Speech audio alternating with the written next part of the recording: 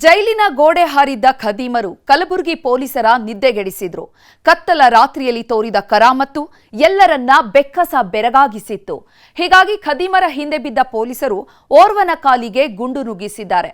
ಅಲ್ಲದೆ ನಿರ್ಲಕ್ಷ್ಯ ತೋರಿದ ಆರೋಪದ ಹಿನ್ನೆಲೆ 8 ಅಧಿಕಾರಿಗಳ ತಲೆದಂಡವೂ ಆಗಿದೆ.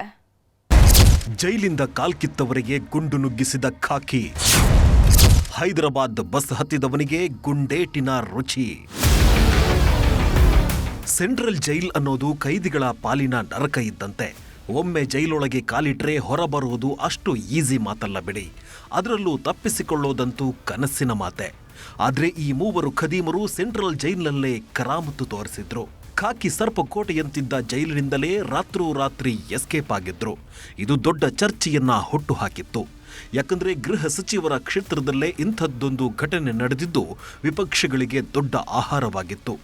ಹೀಗಾಗಿ ಪ್ರತಿಷ್ಠೆಯ ಪಣಕ್ಕೆ ಬಿದ್ದ ಪೊಲೀಸರು ಓರ್ವನ ಕಾಲಿಗೆ ಗುಂಡು ನುಗ್ಗಿಸಿದ್ದಾರೆ. ಮೂವರಲ್ಲಿ ಓರ್ವನನ್ನ ಲಾಕ್ ಮಾಡಿ ಆಸ್ಪತ್ರೆ ಬೆಡ್ ಮೇಲೆ ಮಲಗಿಸಿದ್ದ. ಈ ಮೂವರು ಅಂತಿಂತ ಖದೀಮರಲ್ಲ ಬಿಡಿ. ಕಲಬುರಗಿ ಪೊಲೀಸರನ್ನೇ ಕಕ್ಕ ಬಿಕ್ಕಿ ಆಗಿಸಿದ್ದ ಕಿರಾತಕರು. ಕೊಲೆ ಕೇಸ್ನಲ್ಲಿ ಜೈಲು ಸೇರಿದ್ದವರು ಅಲ್ಲೂ ಕಳ್ಳಾಟ ಶುರು ಮಾಡಿದ್ರು. ಹೇಗಾದ್ರೂ ಮಾಡಿ ಜೈಲಿಂದ ತಪ್ಪಿಸಿಕೊಳ್ಬೇಕು ಅಂತ 15 ದಿನಗಳಿಂದ ಸಂಚು ರೂಪಿಸ್ತಿದ್ರು. ಹೀಗಾಗಿ ಬ್ಯಾರಕ್ನ ಕಬ್ಬಿಣದ ಸರಳನ್ನ ಇಷ್ಟಿಷ್ಟೇ ಕಟ್ ಮಾಡ್ತಿದ್ರು. ಮೊನ್ನೆ ರಾತ್ರಿ ಮುಹೂರ್ತ ಫಿಕ್ಸ್ ಮಾಡಿದವರು ಮಧ್ಯರಾತ್ರಿ ಬ್ಯಾರಕ್ನ ಕಿಟಕಿ ರಾಡ್ ಮುರಿದವರು ಏಣಿ ಮೂಲಕ ಗೋಡೆ ಹತ್ತಿದ್ದಾರೆ.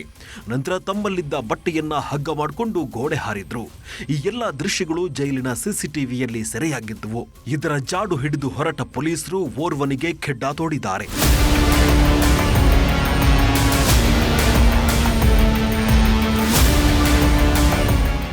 ಜೈಲಿಂದ ಕಾಲ್ಕಿತ್ತ ಖದೀಮರು ಹೈದರಾಬಾದ್ನ ಜಹೀರಾಬಾದ್ಗೆ ಹೋಗೋ ಪ್ಲಾನ್ ಮಾಡಿದ್ರು.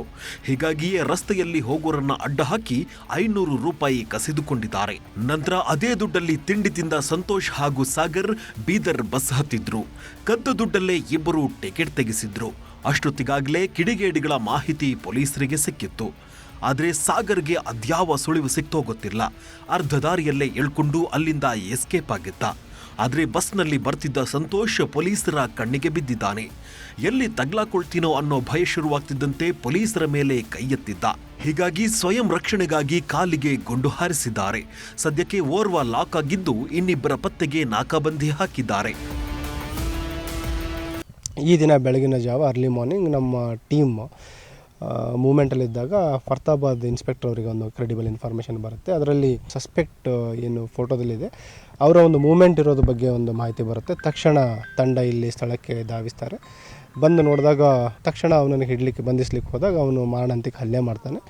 ಅದರಲ್ಲಿ ಅವನ ಹಲ್ಲೆಯಲ್ಲಿ 2 ಜನ ಸಿಬ್ಬಂದಿಯವರು ಗಾಯಗೊಂಡಿದ್ದಾರೆ. ಮತ್ತು ಅವನ ಹಲ್ಲೆ ಮುಂದುವರಿಸಿ ತಪ್ಪಿಸ್ಕೊಳ್ಳಿಕ್ಕೆ ಹೋದಾಗ ಸೆಲ್ಫ್ ಡಿಫೆನ್ಸ್ಗೋಸ್ಕರ ಮತ್ತು ಇವನು ಮತ್ತೆ ತಲೆ ತಪ್ಪಿಸ್ಕೊಳ್ಬಾರ್ದು ಅಂತಂದು ಹೇಳಿ ಅವನ ಮೇಲೆ ಫೈರ್ ಮಾಡಿದ್ದಾರೆ. ಒಟ್ನಲ್ಲಿ ಪೊಲೀಸರಿಗೆ ಚಳ್ಳೆ ಹಣ್ಣು ತಿನ್ನಿಸಿದ್ದ ಒಬ್ಬೊಬ್ಬರಿಗೆ ಖೆಡ್ಡ ತೋಡ್ತಿದ್ದಾರೆ. ಸದ್ಯಕ್ಕೆ ಓರ್ವ ಲಾಕ್ ಆಗಿದ್ದು ಇನ್ನಿಬ್ಬರಿಗೆ ಬಲೆ ಬೀಸಿದ್ದಾರೆ. ಅರುಣ್ ಕುಮಾರ್ ಕದಂ, ನ್ಯೂಸ್ 18 ಕಲಬುರಗಿ.